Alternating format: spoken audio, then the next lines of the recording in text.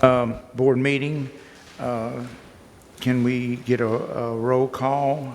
Well, a roll call. Darrell Anderson, Beverly Raymond, Christopher Smith, Ellen Clark, Harold Doucette, Jerry LeBeau. Here. Rhonda Connor. You have a quorum. Okay. Invocation and pledge, please, Mr. Anderson. Darrell. Let's pray. God, we thank you for this time to come together to work and do the business of your city. Thank you for the opportunity. Give us insight to make the right decisions. In Jesus' name, amen. Pledge allegiance to the flag of the United States of America and to the republic for which it stands, one nation, under God, indivisible, with liberty and justice for all. I think you all received the copy of the minutes from the following board meeting. Are there any questions? If not, can I get a motion? So moved. Got a motion and a second. All in favor? Aye. Against? Motion carried. At this time, Thank you, Chair. We would like to welcome our new attorney, Mr. Charlie Zeck. This is his first meeting attending with the EDC Board of Directors. So we would just like to give you an opportunity to say a couple of words if you'd like to, Mr. Zeck. I don't know how this, there we go. I do know how it works. Good for me. Hi, everybody. Thank you so much for your confidence in me and my firm and providing services to the board and to the citizens of Port Arthur. And I really appreciate the opportunity, and I'm happy to be here. Thank you so much. thank you for being here. Okay, communications, presentation. The first one is Lovitz Trucking.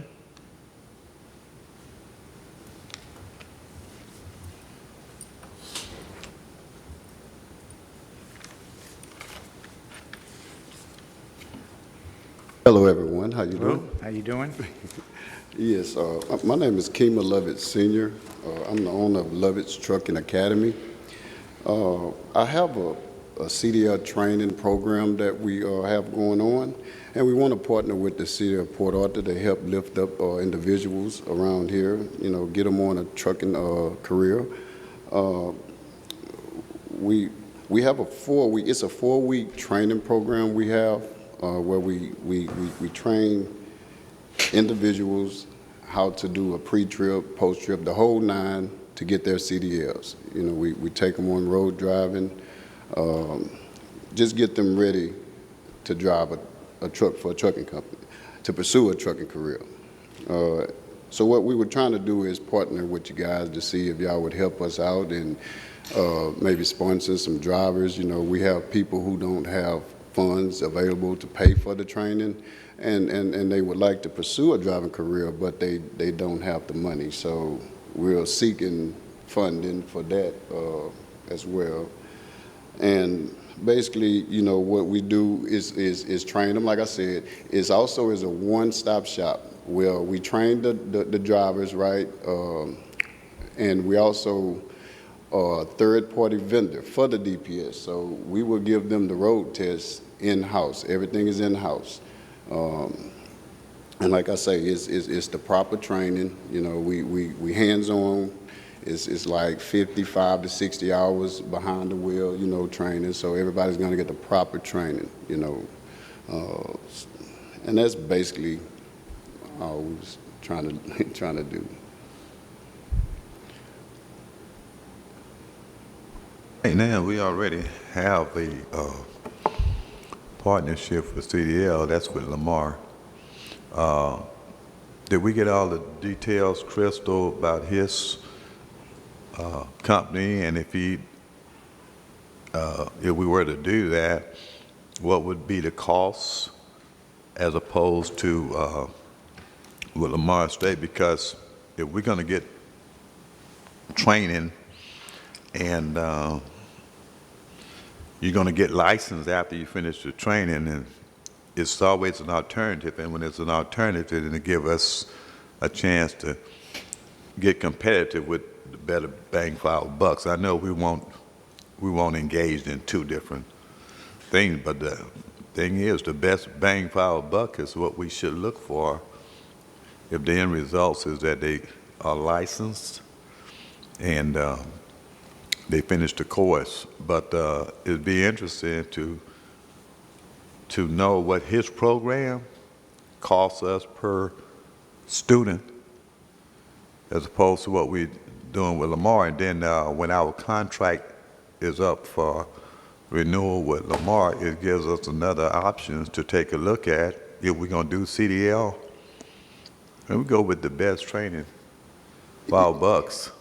Yes, and I might add this here too, that we also have a trucking company as well. And when students, like some students come out of the training, we have hired students on with our trucking company.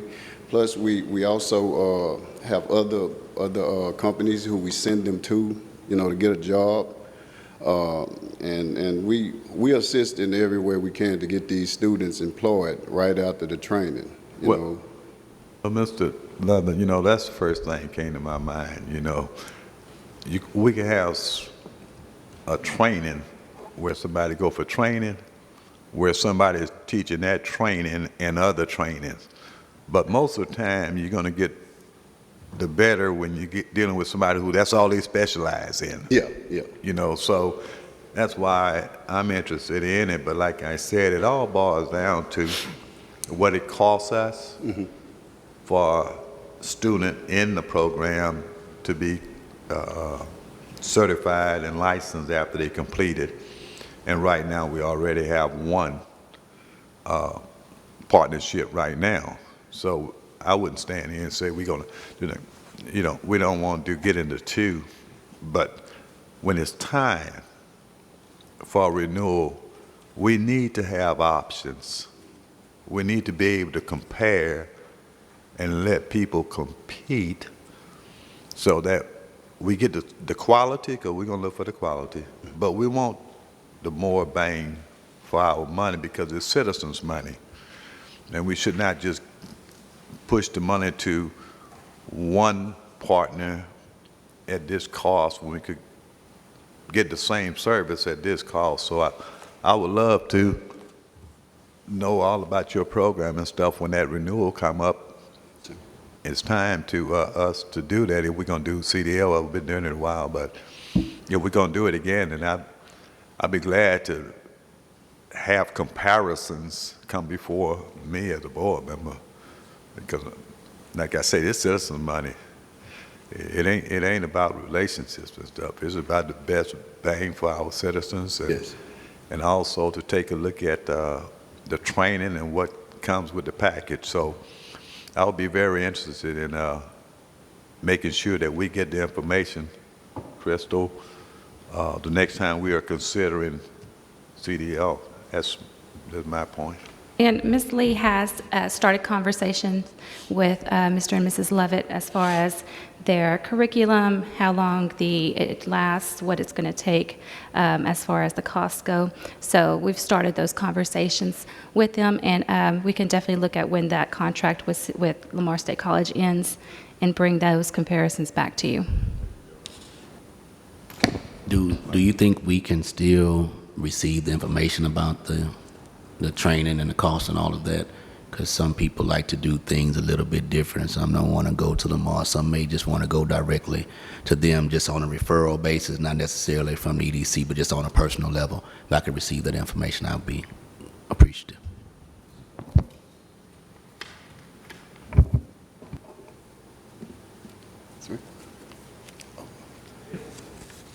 Just like to tell Chris, I think that's a good idea what Darryl said. How about giving us all information pertaining to this program so that whenever you bring it back to us, we already have some background and we be knowing pretty much about it.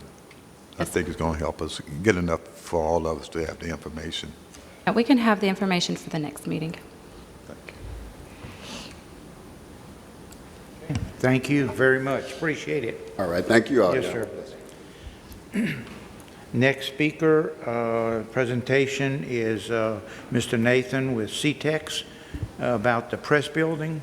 He's a contractor. Good evening, Board. Thank you, Jerry. Hello. Board, Crystal, appreciate the invitation to come and speak about the building. As you guys know, we're crossing the finish line with it currently. The architect made an inspection about a week ago or so, deemed the building substantially complete. We have a couple other items to finish up, getting the elevator complete once the phone line is installed and the state fire marshal comes and makes his inspection. We're coordinating with the EDC's vendor to finish up the refrigerator and freezer in the leased kitchen area. And I think as soon as they set their condensing unit, we can get power to that, and that ought to be wrapped up in that area. One item that'll be a little longer to resolve is the operable partition that's on the second floor. That was a special unit, it had to be a self-supported product, and it had an extremely long lead time. They're expecting that to arrive in the month of October to be installed, but it won't prevent the space from being used between now and then. What is that? Operable partition, so you've got some meeting spaces on the second floor. Right. Right now they're wide open, but there's an operable partition that you'll be able to close Okay, and divide okay. those into smaller Okay. rooms. Part of the product is there, but the main piece that has the structural components is expected in October. So y'all going to come back and install them? Yes. Okay. Yes, yeah. It should not prevent anybody from using the building Right, between now okay. and then. A couple other highlights I'd like to mention to you guys about the project is it did help us retain nearly 200 jobs through the pandemic, which was a great feat. About 75% of the funds used on the project were here spent locally within a 20-mile radius of Port Arthur. The project also allowed us to maintain our offices in Port Arthur, and again, we appreciate you guys choosing to hire local, allowing us to keep our business going through these tough times. Let's see.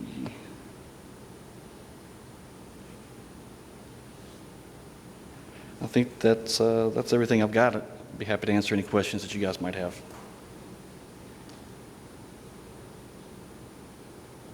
When you think y'all going to be completely pulled out of there? Completely will be after that operable partition in October. Okay, but now, recently, besides the petitions? It'll be when the condensing unit is set from the vendor, and that vendor works for the EDC directly. As soon as theirs is set, we can install that. It's a little bit out of our control until they finish. The elevator, we're expecting between the state fire marshal inspection, they dictate their schedule. Once he's complete, the city inspector, we're thinking probably towards the end of this month, the elevator will be up and operational, and you should have a certificate of occupancy for that side of the building. So if we trying for a September, the middle of September for a grand opening, it would be available then? Yes, sir. It should Okay, be. Yeah, I okay. see no reason why. State fire marshal gets here and blesses the elevator, should be no problem. Okay. Okay. Any other questions? One question. There was a number of delays that were associated with that building. I've only been on the board a short period of time, and every month, it's like we were going to finish it at the end of the month, and we didn't get there. So I know there are a number of things that probably contributed to that. But can you just summarize and tell us what was the biggest upheaval that you had to get over in order to finish that building? Because that building should have been finished a long time ago. Yes, I understand. And during normal circumstances, I feel the same way about that. We wish it was finished sooner than it is. The pandemic had a lot to do with the project, and having issues with material deliveries and logistics, and it did affect some manpower on the project. With that, the structural integrity of the building was kind of problematic in the beginning. Once things were opened up, the building needed a lot more work structurally than I think was initially anticipated. That took a lot of time and effort to go through to make sure that this final product is a class project, was able to stand the hurricane ratings that it's designed for. But those two were probably the major issues that we faced on this project.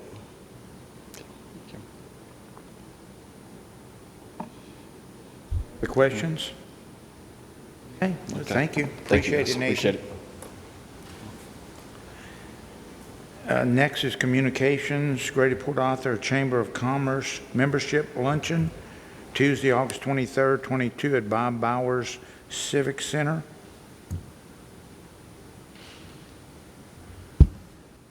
Chair, this is one of their monthly luncheons I believe it is monthly or every couple of months. They do have a guest speaker on their agenda from Entergy, Texas, and we usually present this to the board for, if anybody would like to attend, we purchase individual tickets for it. So with this one, I would say if you are interested, just let Joni know and she can sign you up for it. Just the one thing I received, and you might have, Port Arthur Chamber again is having something at Carl Parker Center, Contractor Business and Development Group meeting, August the 13th at 9 o'clock. And I was wondering, would this be a place that, I don't know if they're going to have booths like we could set up and try to promote our press building? Is that one of these? This is more of a, it's kind of an information type setting. We have attended in the past. A couple of months ago, I was able to be the guest speaker for that. They usually have a guest speaker or two on their agenda. I know Renata has attended as well. So they do have a couple of booths set out front. We could definitely ask them if we can set up one of those booths, but it's not necessarily where it's like the last one that you attended where it's all booths. So it's just kind of an audience type where they listen to one or two speakers. Anytime you see that, my opinion, that's just my opinion, we need to jump on that and just promote this building as much as we can. Yes, and this particular group, they meet monthly. Okay. So, yeah, we can definitely take advantage of it. Okay.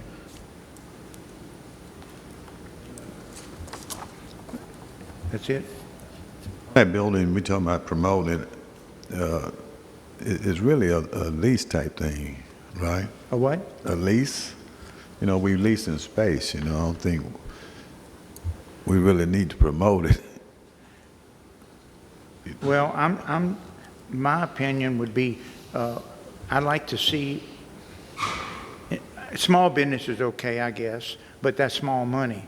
I'd rather see big contractors get in there to hold offices. Yeah, but if you have small people already in there, what you gonna do? You can't boot them out, yeah. Jerry. No, we have a year contract. That's, just be thinking about it. That's the thing. Okay, well, yeah, but that's what I'm saying when we're talking about promoting it. Yeah.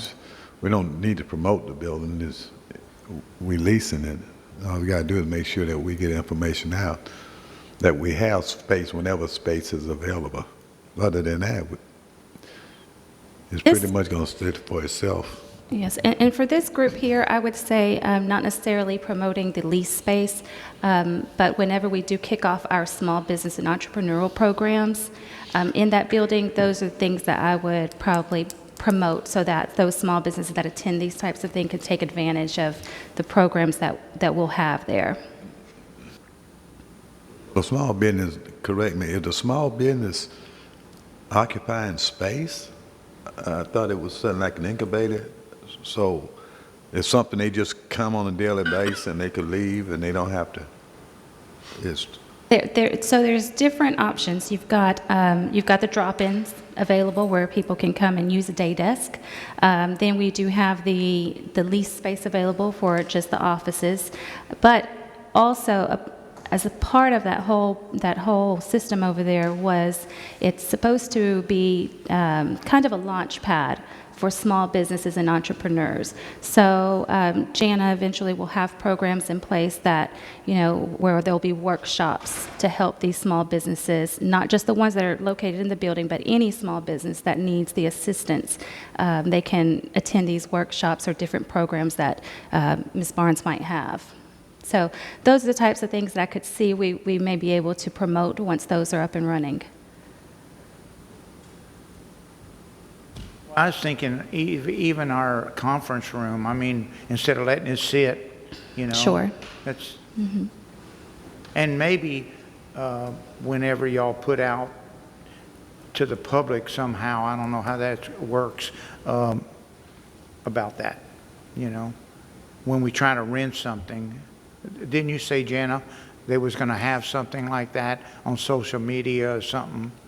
We'll have to talk about that, about social media aspects, but there are people already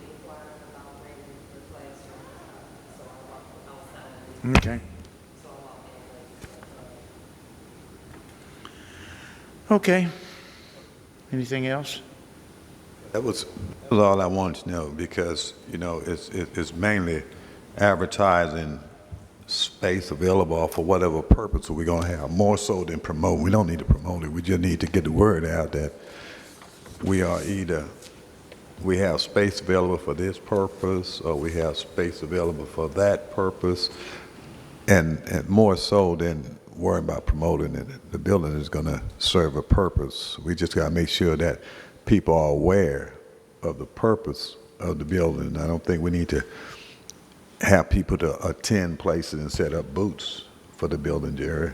It's just that we need to do our due diligence to make sure people are aware of it. Because, you know, we're talking about resources and setting up booths and stuff. We do, for example, have some dates from the city that they want to rent to do a leadership conference for their department heads.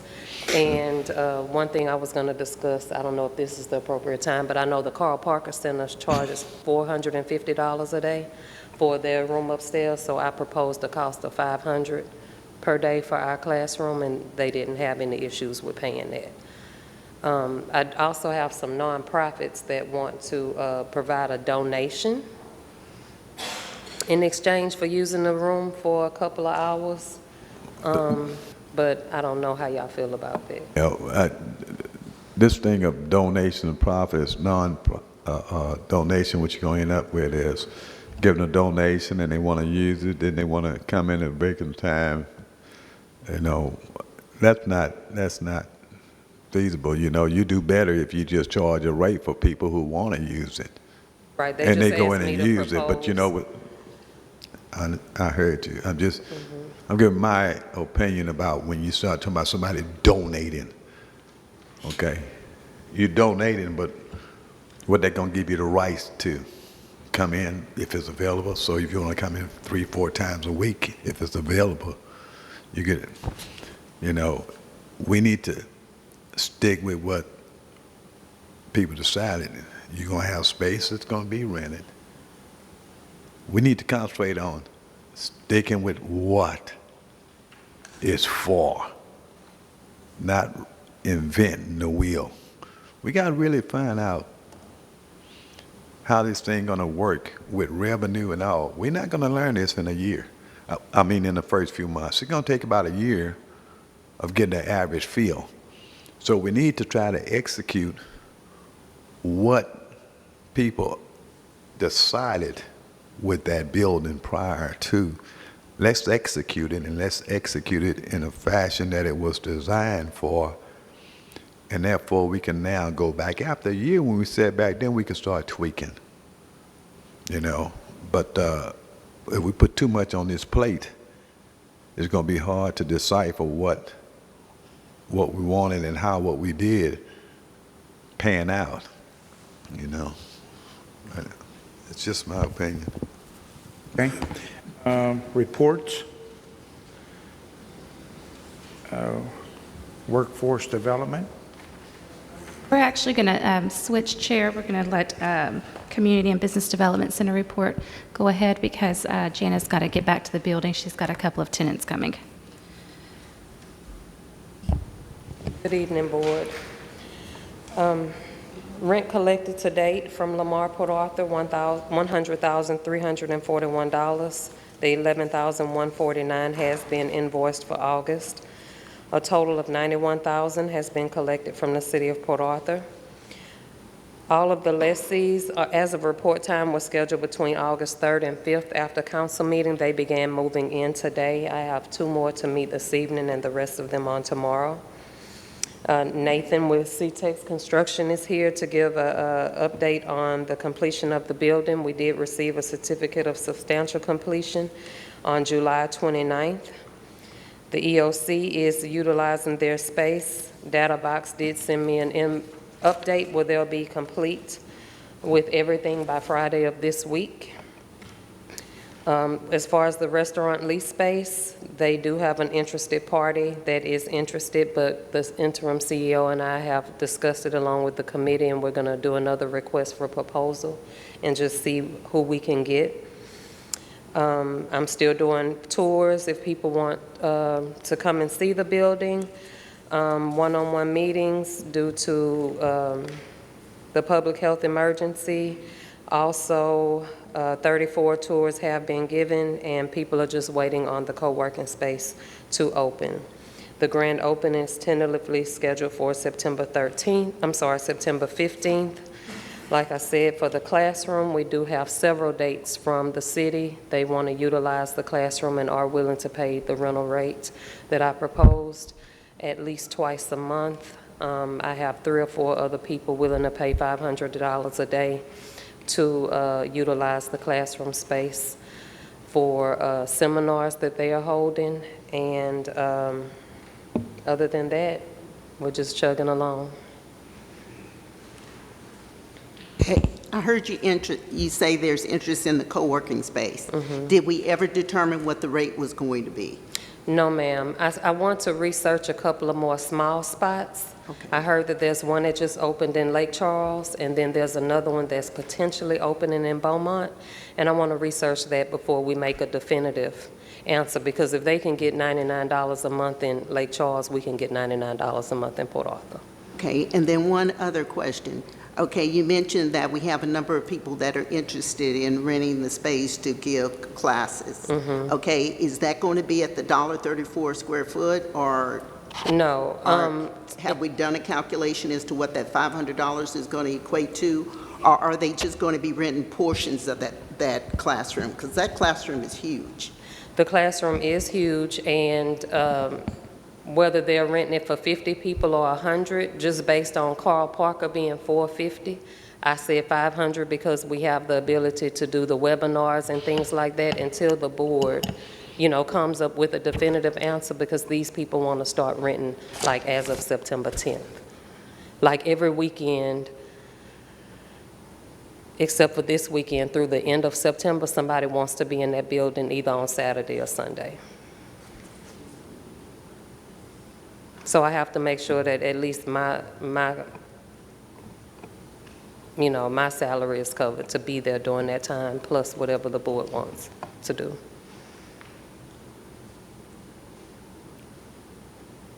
Okay. Perfect example. What Ms. Clark brought up is this large room. The key to that is that the same room that we talking about getting the section divider for, where we could divide it up? Yes. Okay then.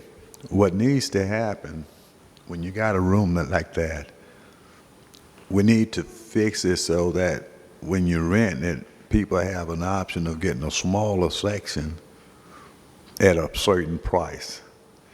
And therefore, you could maybe have 2 or 3 people on the same date, and it run with a calendar. So I think what we need to establish is a price if you wanted 1 section, if you want 2 sections, if you want 3 sections, or if you want the whole room. And if somebody had half of it, then we still could be renting 2 more portions. I think we need to take a look at, and the planning of that is centered around him putting in this partition and what we want to rent thing. Because somebody may not want the whole room for $500, but if you rent just a section and they only have a small group, then that's money you're making. We cannot let the building go unoccupied if we can have somebody. So we need to take a look at something of that nature to bring to the board. The partitions are already there. The company that measured the partitions measured them incorrectly, and that's their mistake. The new ones won't be installed until October. Okay.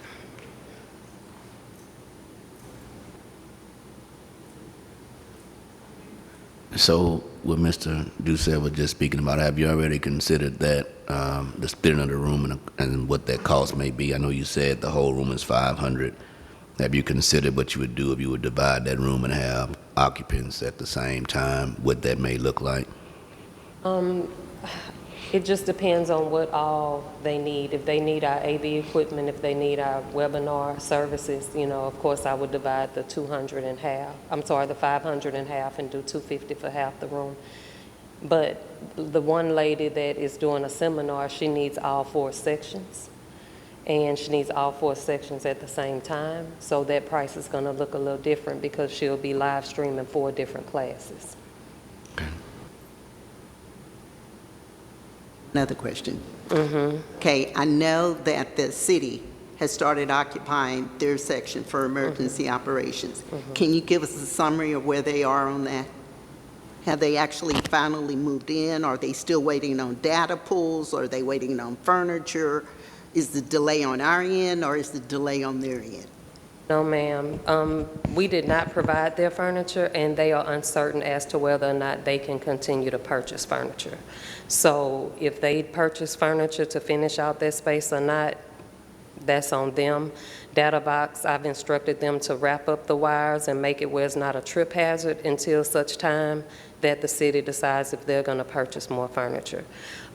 They did a test on one thing that was not working properly, but they'll be back out Wednesday to correct that. As far as the audio-visual equipment, signing into the computers and setting everything up is on the city's IT department now. So there's nothing that they're waiting on from the EDC in order to occupy the space. However, they don't at this point intend to occupy it full time. They will only be there when necessary. That's it. Thank y'all. Thank you. Okay. Workforce, please. Good evening, Board. I'm going to start off talking about our Cdl program. Just a reminder, monies will be available for fiscal year 22-23 in October. My goal is to get students or citizens to start enrolling for our Class A and B in September, which will be next month, so that we can kind of have a number, a hard number on how many will start that October 1 class. On tonight, Mr. Lovitz, you talked with him, well, he talked with you guys and gave a presentation. Myself and Crystal actually met with him on July 26th. And once again, like he said, he wants to train Port Arthur residents. Mr. Lovitz also has a curriculum that is already in place, and I think he failed to mention that tonight. I'm not sure if he did or not. He also only does Class A certification, so that's something that we have to keep in mind once we go back and we revisit that meeting and Crystal and I talk. So that's something to keep in mind. In Class A, the Class A certification, you can do a lot with that particular certification, so that's just something to just keep in mind. And he did mention that he is also the examiner, and he is a certified examiner. Also, the class breakdown, I don't think he mentioned, but week 1 is strictly online. He does 3 weeks behind the wheel, 2 class sessions, Monday through Friday. He offers 2 sessions, whereas I think Lamar, our current facilitator, only offers 1. He offers 1 starting at 10 a.m. to 1 p.m. He only trains 5 to 6 students at one time. And then again, he offers 1 from 5 p.m. to 8 p.m., once again, 5 to 6 students at a time. He did break down cost. He does have a hazmat option as well. And like I say, once we get with him and once Crystal and I talk, we'll go from there. Our youth employment program, those of you that were here for the recognition mixer, as you all can see, our youth employment program was a huge success once again this year. The awesome mixer was great. Got a chance to actually meet with the kids and meet with their parents. And just wanted to let you know that evaluation templates were sent out the latter part of last month. I'm still getting a few of those evaluation templates from employers flowing in. And just FYI, interns, their last day was last Friday, but they will get their final check this Friday. Scholarship. New and returning scholarship recipients should be gearing up for the fall 22 semester. P numbers should be coming in for payment the first week of class, and I did talk with my 4 scholarship recipients this afternoon, and I told them as soon as they get their P numbers to please share that with me so that we can make sure that their classes are paid for. Our CNA is still pending. No response from either party. I plan to follow up. I will say that I'm going to go back and say I did have one email that actually came through on Friday. We actually thought we actually had someone that could actually teach the CNA class, and after further consideration, she has chosen to pull out at this time, because she says that if she can't give 100%, that she doesn't want to do it right now. And she's in the process. She just opened up a new facility in Port Arthur, and she's trying to get her her company off the ground. And so we will revisit that at a later date. So that concludes my report. If you guys have any questions. Yes, Renata, on this CCNA and CNA, we discussed that last month, is that correct? Yes, sir. And they have not gotten back to you? Well, Dr. Stafford did a presentation. Right. He's actually looking for an instructor to actually teach the CNA program, because he doesn't actually offer the CNA program. He offers the CCNA possibility. And Ms. Connie Wiltz, that's why I said I backtracked, because she actually emailed me on Friday, and she's not going to be able to do it at all. She just can't give 100% at this time. And then Ms. Mary Hammond with TWC, she was actually going to send over some statistics to me, but I haven't gotten those statistics quite yet. And those statistics was coming from the state of Texas, so. Well, my thing is, we waited 30 days and really nothing happened. You know, I mean, we're still sitting. I wonder if they really want to do business with us or not. That's what my thing is. Crystal?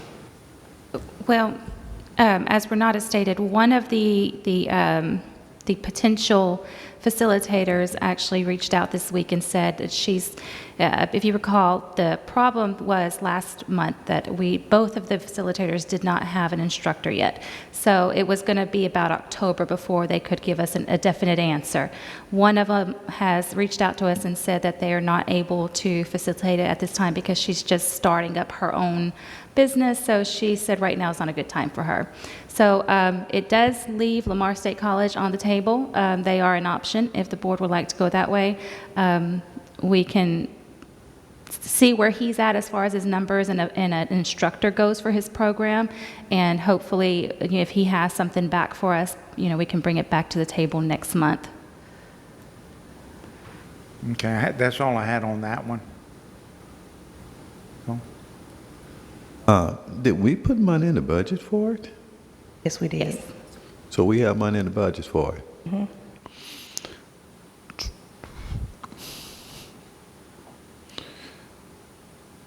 Okay. Who else does nursing? I mean, you know, we were talking about Lamar State College. I understand it, but it is something that we've already placed money into it, the budget for it. We need to get it going.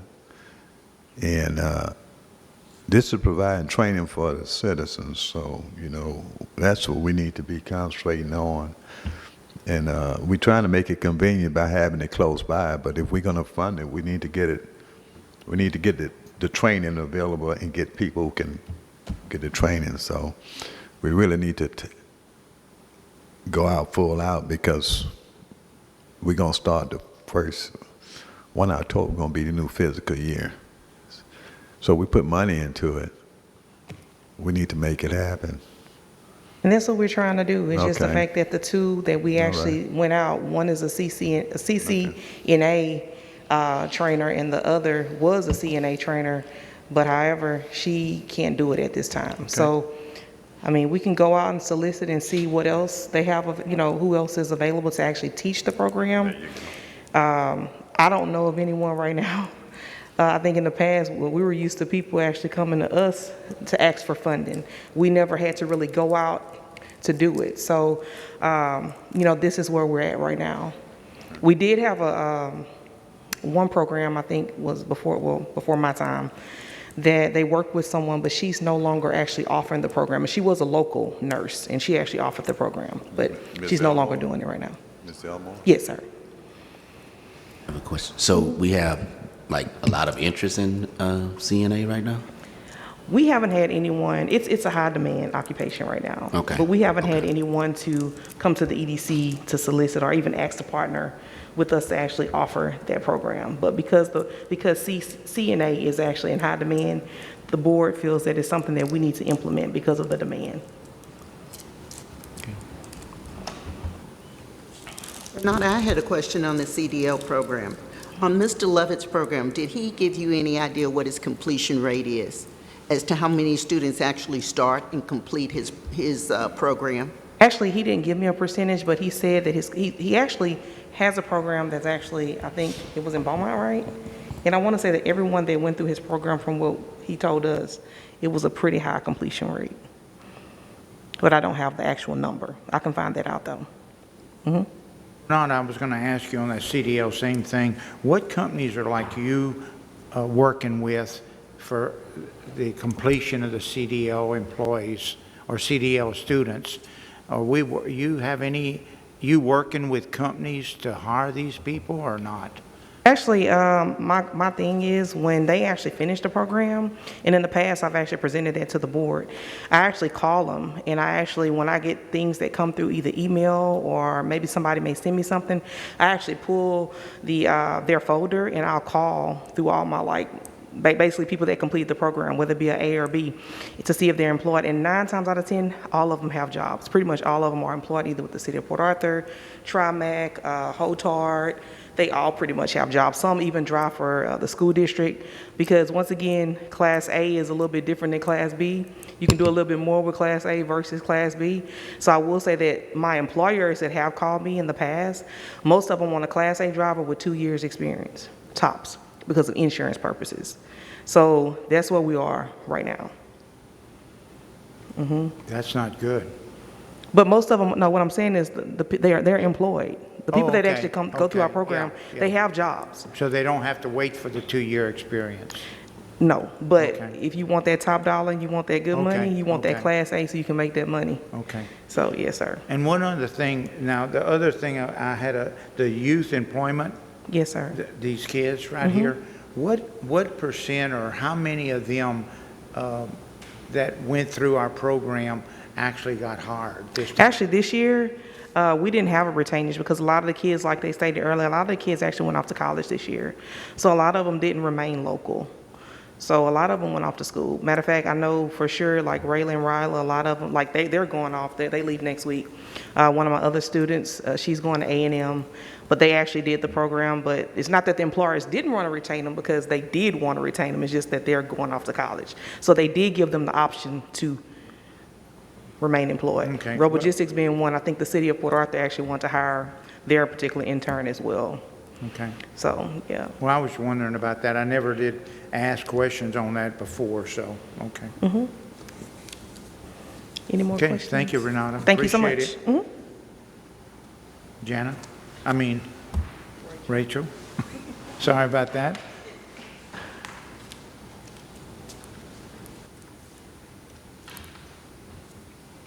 Good evening, Board.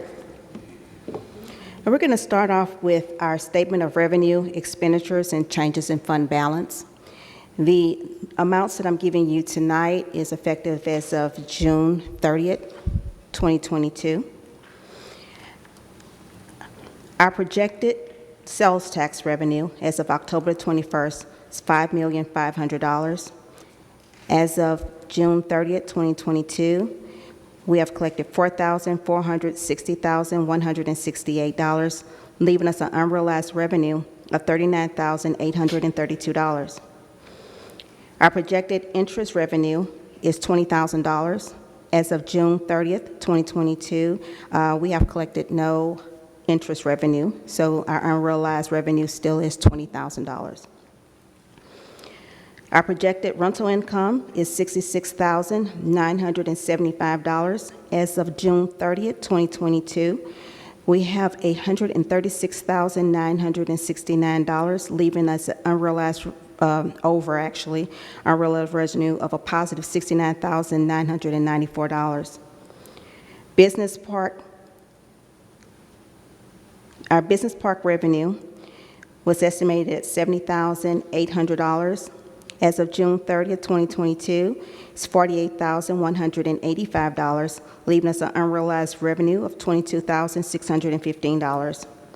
Our land sales was estimated at $310,500. As of June 30th, 2022, we have no land sales, still leaving us an unrealized revenue of $310,500. Our transfer from general fund is, October was $88,392. As of June 30th, 2022, we have $58,392, leaving $30,000 unrealized revenue. We did not project the miscellaneous income. However, as of June 30th, 2022, we have $6,037.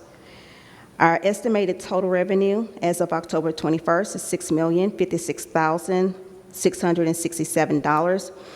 Our actual as of June 30th, 2022 is $5,709,751, leaving us a total revenue, unrealized revenue of $346,916. Our current expenditures as of June 30th, 2022 is $2,777,627, leaving us an excess of revenue of $3,279,040. Our other sources and uses of funds, we had debt service of $877,098. Of that amount, we need to transfer out $219,275. Our total sources and uses of other funds is $1,183,600, leaving us a net change in fund balance of $1,218,342. Our fund balance at the beginning of the year per finance, we actually have a number there.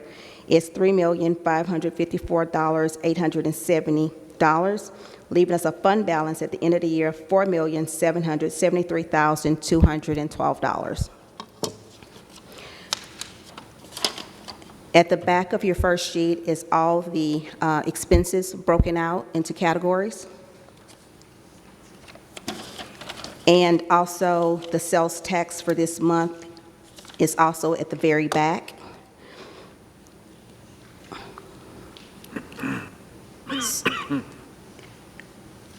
And actually, that's it for this report. You have any questions? I've got one question. On the Parks and Recreation. Yes, ma'am. We paid $750,000 to date. Do you know when we're going to pay the additional $250 because we're at the end of this budget? Yes, ma'am. Today, actually, I received 2 reimbursement requests from Lamar University, one for $25,000 and the other for $35,000. So once Lamar sends over the reimbursement request, a draw request from the EDA, and they get paid, then they send in a reimbursement request from the EDC. So at this time, today, I received 2 additional reimbursements, and hopefully we can get those out of here before September the 30th. What I was asking about was the payment to the City of Port Arthur for the Parks and Recreation. Oh, I'm sorry. That's okay. No, okay, yes. I was giving you the Lamar University, okay. Parks and Rec, $750,000, well, yes. Actually, the city automatically deduct this amount out every month, and they're a little bit behind right now on their transfer accounts, so it will be out of there by September the 30th. It's just that they have to, No. Yes, sir? Are you telling me that the $1 million we put for park and recreation, that they are deducting money monthly? What they should be, yes, sir. Okay, no. Are we getting invoices? No, sir, that's not how that works. This is a transfer account, so they automatically transfer that amount out every month. Who decided this is a transfer account? The finance department, that's how they handle their, No. We need to go back and go back and revisit this. When we actually put $1 million It's like everything else they do. They need to invoice us, and that money is deducted from the account. At the end of the year, if they have not spent it, the money reverts back to the EDC. That's the way it works. We don't give them money, they just take without invoicing. No problem. That's why we're here. That's why we're here to discuss things. We might have to look over at that contract, the agreement, because I think that one actually might read, and we'll take a look at it for you. Well, please, and if we did a contract where we allowed them just to take money like that, then it's shame on us, and the next time we do one, it should not be of that nature.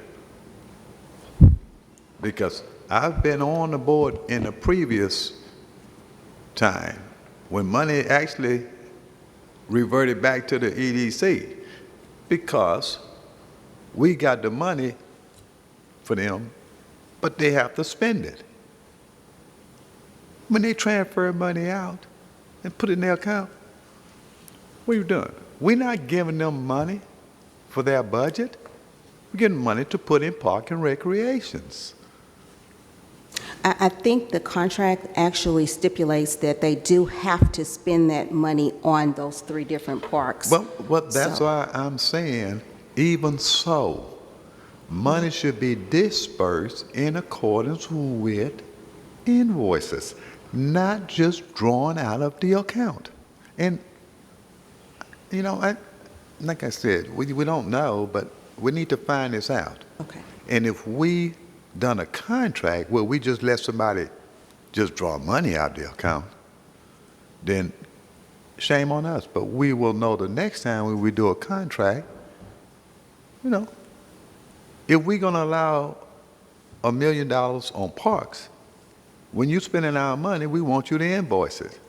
And when you invoice it, then you could take it from our account up to $1 million. But we have documentation to say what the $1 million and how it was spent. The way we doing business now, we ain't got nothing to say. All we know is that they taking money. It's just not the way we do business. Yes, sir. We'll be glad to look at the contract and agreement for you. Let's take a look at our contract. And if our contract is in a way that they just extract money from the account, then let us know next meeting. So that we could get with our attorney and we make sure that when we allocate money, nobody's going to take this money unless we see where this money was spent. That's being good steward of money, to allow somebody to take money. If we can research that proposition and the contract, and I'm not sure as to the details of that contract, but even if it does that, say that we can, I would think we can still request a report from Parks and Recreation to see how the money is being spent. Well, you know, like I said, a lot of times we learn from mistakes, and that's not a problem. That's the whole thing about it is, you know, fixing things. But you know, when you have something like this, then that means whatever they want to buy in park and recreation, the city's responsibility. They just take our money. They just paying for it with our money. And then when somebody say, well, y'all gave the city $1 million for park and recreation, but what did they do with it? We want to be able to say what they done with it. You know, we want to claim what we do. Yes, sir. Okay. We don't want to give money, and then they doing it, and they claiming this is what they doing for the. Well, it's our money, but we don't get no recognition. That's all I'm saying. So there's something we just have to go back now, check how this is done, and if we need to do something different in our next contract when it's time for renewal, we could do that. But we can't allow anyone to take money out of our account if we don't have documentation to account for that money that left. Okay? Thank you, Race. Thank you. Oh, wait a minute. I had 2 more check marks here. I almost forgot. To do so, just on that one point that you were making before you make the rest of No, it. you can If you don't mind, can you please get that report for what has been, what they spent the money on so far, from the Parks and Recs, if you don't Yes. mind, just. Yes, of course. We can put it Okay. on the next agenda and try to research about the contract, and as well get a report from Parks and Rec. It'd be nice when they say what we did, we gave money that would help for that. You know, we need to get some recognition for what we're doing and not just let them take money. And not that they're doing anything intentional. I don't want to imply that. But it's accountability. We need to account for our money. The business park. Okay. We looked at land sale, and we projected $310,000, and we haven't sold any yet, I assume. So that's a year. So how did we get that number? That number actually is, we estimated 5 acres of land. Is it 5 this time we did? And the actual rate of, is it $62,100 per acre? And we estimated, or we assumed that we would sell at least 5 acres. Now, what about the previous years? Previous years, it was a little bit more than that. No, but I'm saying, what were we getting per acre? I mean, Well- how much were we selling? In other words, How much? Yeah, and it depends. It varied.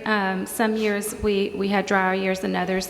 The year before last, we actually had Standard Alloys come in that took a pretty good portion of the business park, so we had good income. This year, we do have John Crane. It's still in closing, so that number will increase once that closes. it's not a problem, even if you don't sell it before the end of the year. You answered my question. It wasn't just a number that we put out there. It was going on previous years. And I understand this was a tough year, so it's easy, but it was 300. It was just a question, okay? Don't feel like it. The other one I had a question by was the business park. Oh, yeah, the business park. We had, what, 70,000? We had 70,000 right now? Yes, sir. No, we, 70,800, yes. okay. And we actually at 48,000, and we got 22 left, right? Yes, sir. We do have a actual business owner that have not yet paid us. Actually, I was kind of speaking to our attorney about that, so I'll be getting with him to see what would be our next step with trying to get that assessment paid. Yeah, because, we're talking about revenue out there at Business Park, and, we got almost 50% of it that hasn't been paid. We only have 3 months left in this year, so that was a question. I'm glad to see that you're taking actions. Yes, sir. Those are the 3 questions I had. Thank you. Thank you. I have one more question. Yes, ma'am. Okay, in terms of that financial transfer that the city is going to make for parks, if it is not made by the beginning of the budget year, okay, I need clarification. Does that go back to our fund balance? No, ma'am. They will actually still, because they stay open they have 13 periods. They will take the rest of that money and transfer it out from this fiscal year budget. It's not going to come back to us. I knew in the past some of the contracts EDC made, because I was on it before, and if they didn't use that money reverted back to us at the end of the year. Right, that's one of the additional things we could look at the agreement for. Right, and that was my thing, I don't want to be dead. Let's go. I think we didn't talk enough about that one. Is that it? Rachel, thank you. Thank you very much. Have a good evening. And before Crystal, I had one more, Renata, I'm sorry, one more question for you. And this is on last meeting, the TWC was in process of getting a study, and you was going to give it to us in about 2 weeks, or get it in 2 weeks? Actually, yeah, I hadn't gotten that information. That's what I said earlier, that we hadn't talked to get that information. I think they're still getting it because it comes from the state of Texas. So I'm going to put in a call tomorrow. Okay. Yeah. Okay. So I'll make sure that next month I do have at least some information to follow up with what I told you guys I would get to you. Okay, Yes. okay. Appreciate it. Okay, Crystal, I guess? Thank you, Chair. Okay, your report tonight is going to be a verbal report, Board. I did ask Joni to hand out something for you. I did put together a small report for the council. They had requested 2 meetings ago to get an update on the press building, so I wanted you all to have a copy of that report that was distributed to the council members in regards to the press building. As Jana stated, it basically says the same thing that she gave you today in your report. It's 99% complete. We did receive our substantial completion certificate. The contractor does have 30 days to complete the punch list walk items, which are minor items. There are a few things that Mr. Rivers mentioned today that are waiting on outside vendors outside of their control, such as the partitions, the elevator, and the freezer, walk-in freezer. So once those have been delivered by the vendors, they'll come in and finish that portion as well. So we expect for the building to be considered finally complete by the end of August, beginning of September. That is with all the punch list items being completed.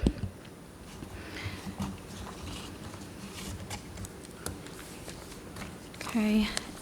Also, behind that report, I did give you a information from the Community Development Institute. I was able to complete my year 3 this past week.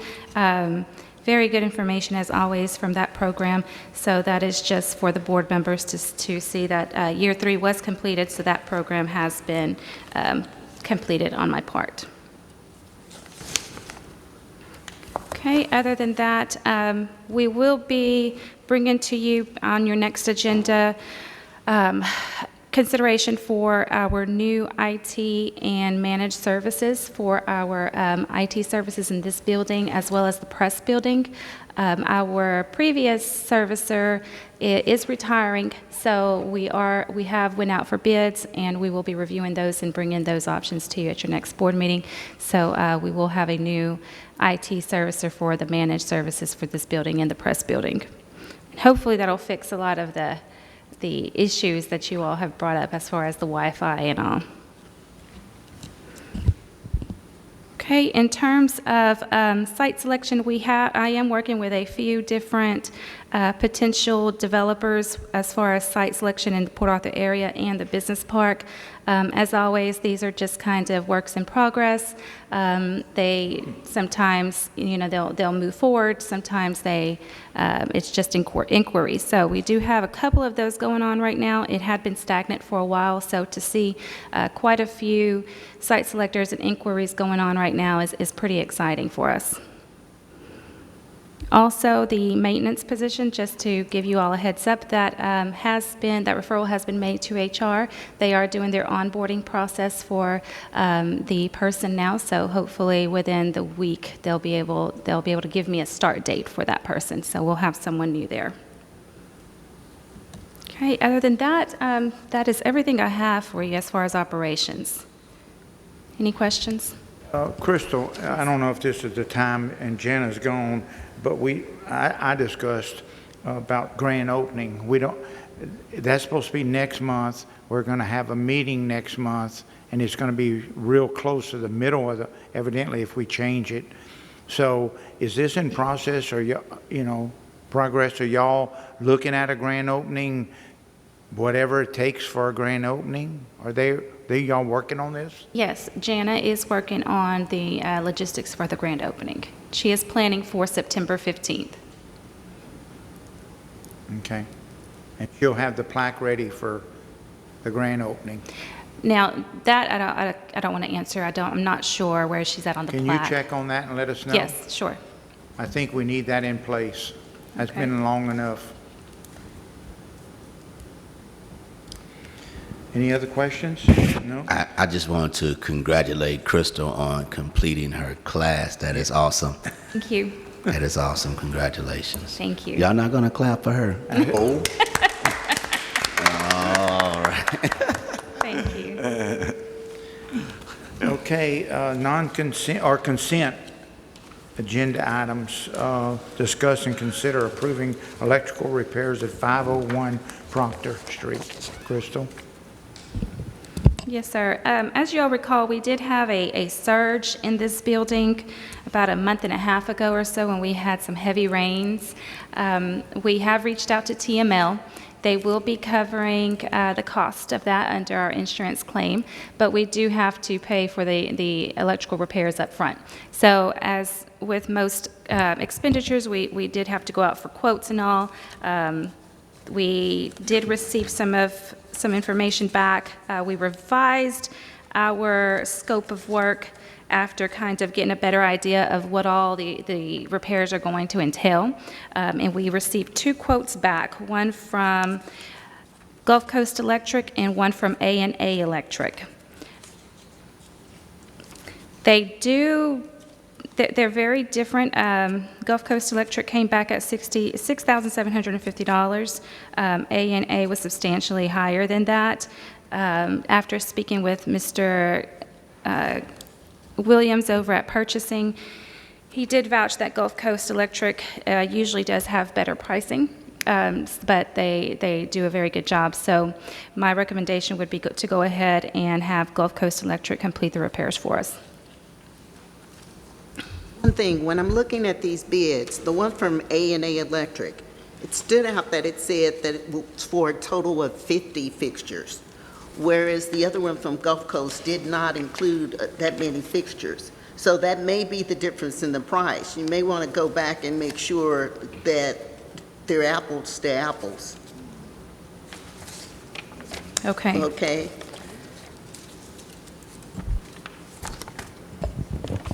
Crystal, also, does the city of Port Arthur purchasing department not tell you, but recommend who you would go to bids for with?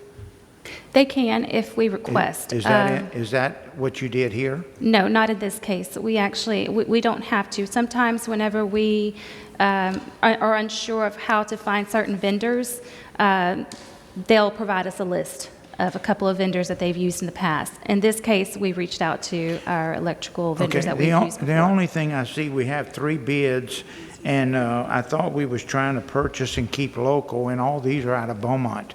And I know we have electrical contractors closer than Beaumont. We have them in Port Arthur, Nederland, and you know, I was just wondering if the city of Port Arthur was doing this or we was doing it on our own. No, this I can't say we did it on our own. And we did reach out to a few others, Jefferson Electric. There were a couple of others that Joni reached out to.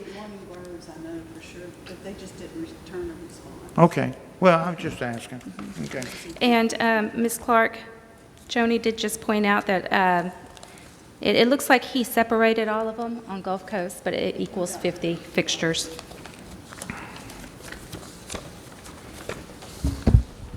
So moved. I second. Motion second and passed. Anybody against? Any against? Motion passed. Okay, non-consent, discuss and consider approval of annual, quarterly, and monthly generator maintenance for the generator at 549 4th Street with Panama equipment. So moved. Second. We have a motion and a second. All in favor? Aye. Against? Motion passed. Discuss and consider a handling and accounting for minor purchase policies requested by me. I Okay. think we skipped over number 2, Chairman. What's that? We missed number 2. Oh, discuss and consider Phase 1 application and letter of intent for Spindletop Concrete. This is our formal routine Phase 1 application and letter of intent to apply for an incentive. Spindletop Concrete, they are located here in Port Arthur. They are wishing to expand their current operations and have brought forth their Phase 1 application and letter of intent. It's the pleasure of the board to instruct us to move forward with the Phase 2 application, which entails the more in detail look at this business.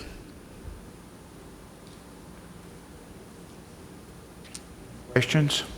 It is handled the way that it has always been handled, right? Yes, sir. So after this, you kind of just dive in and then come back and let us know. Right, what we'll we look at can do, the if economic anything. impact analysis, their financials, Okay. the whole thing. Is it possible for us to table this until we can have some conversation with the lawyer about this intent? It is the pleasure of the board.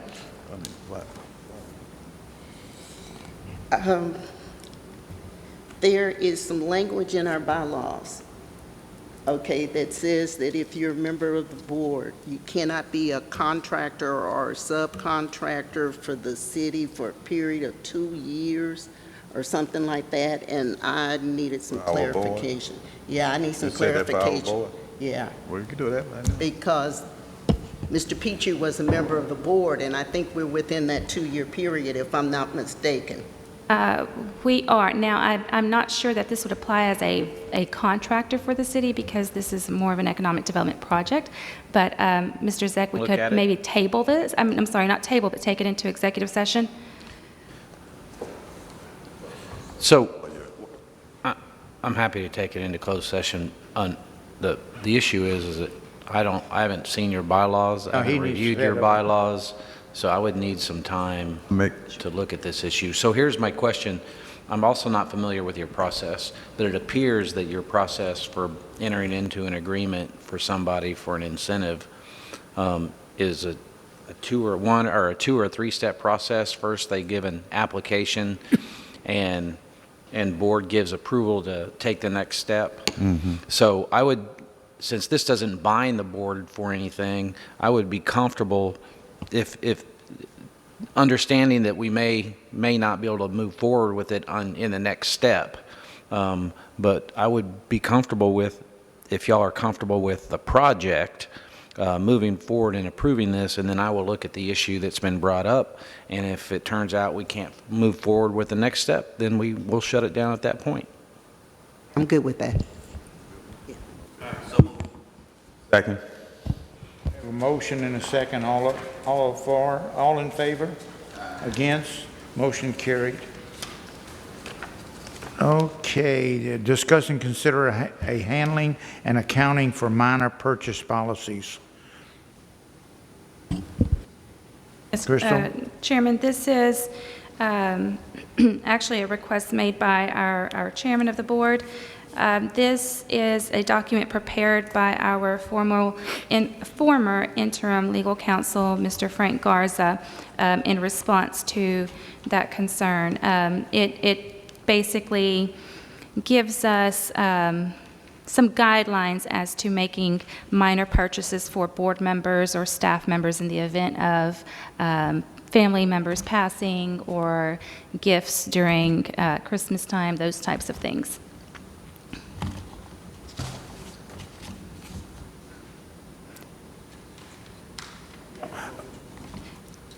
All I wanted was,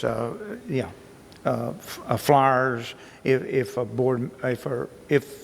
employee family passed or something like that, that it wouldn't come out of Crystal's pocket or anything like that, and the board or the EDC would pay for up to a certain amount. That's what that was for. Normally we, everywhere I've been in city government, you pick up a collection from people That's who fine. choose to do it. But, there's nothing that you have in the accounts to do things like that in government that I know of. And it's not a big deal. Like I said, all we do is address the people on the board, and it's all a volunteer nature, Jerry. Well, whatever, but the board's going to change from time to time, and this would have to keep coming up, I would say. When it comes up, it handles the same way because you don't have money budgeted for it. So it's not nothing to discuss. You don't have money that we have where we could obtain personal stuff and give to somebody. So what you're saying, if we send flowers, cars, gifts, whatever it is, we do it on a volunteer basis. okay. You don't have money that allocated for doing those type things. So we Benefits would like- just come to the board here and, You just, or anytime? yeah, you just tell us what the event is, and all those who want to participate or donate, just donate after the meeting and stuff. But tax money, you're not gonna, you can't do that. Okay, that's fine. That's no. Okay, so after discussion, can I get a motion? Wait, we're not done, because it doesn't just talk about flowers for funeral expenses. I see meals for board or other meetings, gifts to board members and outgoing employees. What were we talking about there? I don't know, where you see that at? That's under minus purchase guidelines, the third bullet from the bottom. I think Mr. Garza just kind of made this broad to cover whatever might come up. But we do budget for the meals for board meetings. Right now, we do not cover any type of funeral expenses or gifts for board members.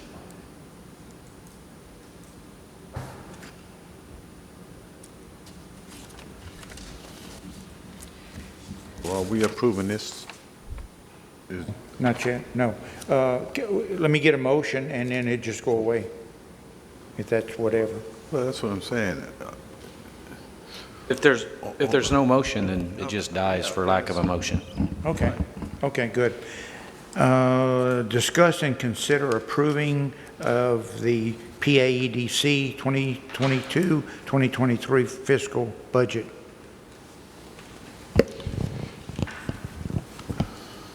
Good evening, Board. Last month, I brought to you a proposed budget for fiscal year 2023.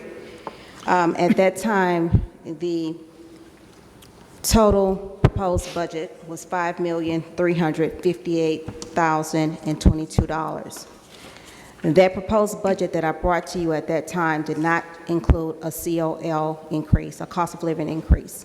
At this time, the City of Port Arthur still have not voted, and I think it'll be August the 22nd.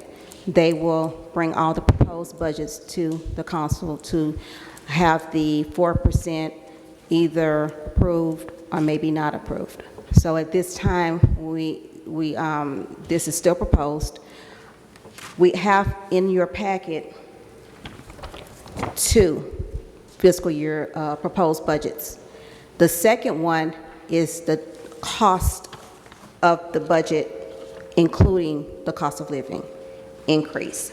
And that would be $5,394,330.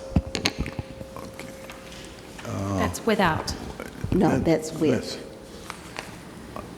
With. A question. With. Question. Okay. If we as a board elect to give a salary increase, why do we need to find out that the city is doing it before we do it? Explain that to me. Well, we Sorry, will. what was the question? I'm saying if the Economic Development Corporation Board decided to approve a budget with an increase for employees, okay?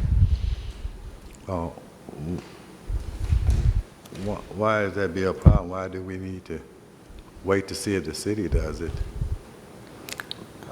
The city's salary and raises are based on their projected revenue and income and if they can afford it or not. Same as ours. You know, if we feel we can afford a raise to our employees and we vote to give an increase, Well, historically, we've always moved with the City of Port Arthur on that cost of living increase. So whatever the City of Port Arthur usually voted for as a cost of living percentage is usually, in the past, historically, what the EDC has gone with. Okay, all right. So basically, we do what they do, and we don't want to create a problem. So if they don't, we don't. So that's basically what you're telling me. Okay, got it. So why don't we just approve the one with the increase? Because I tell you, I attended their meetings, and they're going to vote for the increase from what I heard from what they presented. Well, because of the different discussions that were going on, but as far as the cost of living, last month, Rachel presented to you the budget without that increase included. We did reach, based on the information we've gathered from the board, we did reach out to the city. They have provided us their proposed budget that includes the cost of living. So both of them are before you tonight. Now, normally we've approved the budget without the cost of living and come back to you in September after the council has approved that percentage increase, and you all elect to approve for the EDC staff to fall in line with it, or you could in fact say no. But in the past, historically, the board usually goes along with whatever the city adds in, but that comes at a separate time. Okay, so basically, what you're basically saying, we should just go ahead on and approve the budget without the pay raise, and then if the city chooses to do a pay raise, then we will then have a chance to amend ours and send it in. So let's do that. Let's just do without it and go. Initially, when we had this discussion, we were told that the budget would not come back to us after they added the cost of living, and we wouldn't have the option of approving it. But they went back and got clarification on that. Right. So now we will be able to approve it after they do the cost of living. So we're okay with approving the proposed budget as it stands without the cost of living increase on it. Okay, that's $5 million. We actually can amend our budget any time prior to the council bringing their budget before council for final approval. We can amend our budget at that time. And then, because our budget is presented during the time when the council present their budget, but we're on a separate ordinance. We're not part of their budget. Our budget is separate. We got a separate ordinance that the council approved for EDCs. So the day when it goes for final approval, any amendments we had, if we do the amendments and it goes to them, then it's approved under our ordinance. So we good. I have a question. No problem. May I ask a question? I want to make sure the process is right. So we're going to approve a budget without cost of living increase. It's going to go to city council. Is that accurate? So it'll go to city council. Will it be going to city council for approval after this? Doesn't go to city council for approval. Our budget doesn't go to city council for approval until the day of final approval. Okay, all right. The city discussed their budget all the way through the process, but whenever it's time to approve the budget, then there's two ordinances that day. One will be for the city, and one will be for the Economic Development Corporation. Sure, yeah, and that part makes perfect sense and completely consistent with everything. What I wanted to avoid was sending a budget to city council,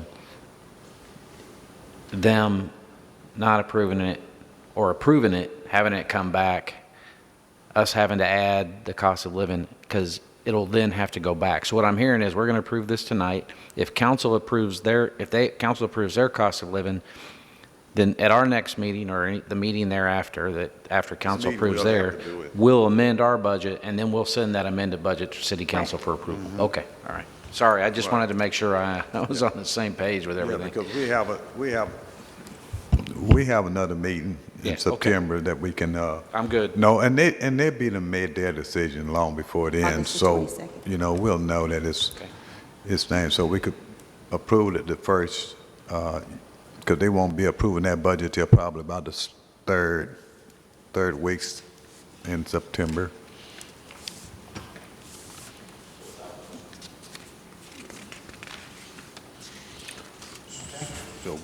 Which, Can I get a motion on this? so moved. Second. Got all in favor? Aye. Against? Motion carried. Okay, the next one is discuss the projected annual operating expenditures and revenue for the press building.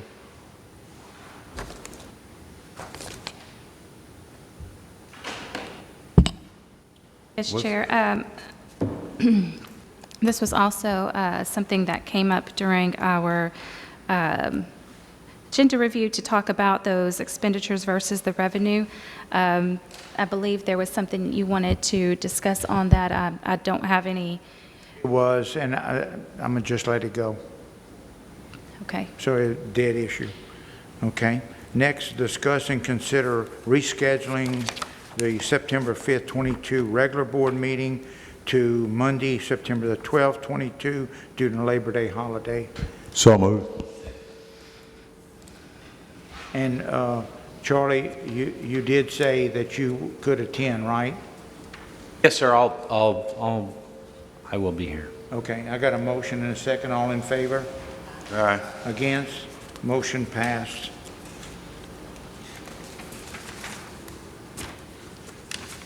Okay, I think that's it. Can I get a motion to, we're not going into closed session, is that correct? Okay. I make a motion that we adjourn. Second. Motion closed, thank you. Appreciate it. There is dinner in the back, so please.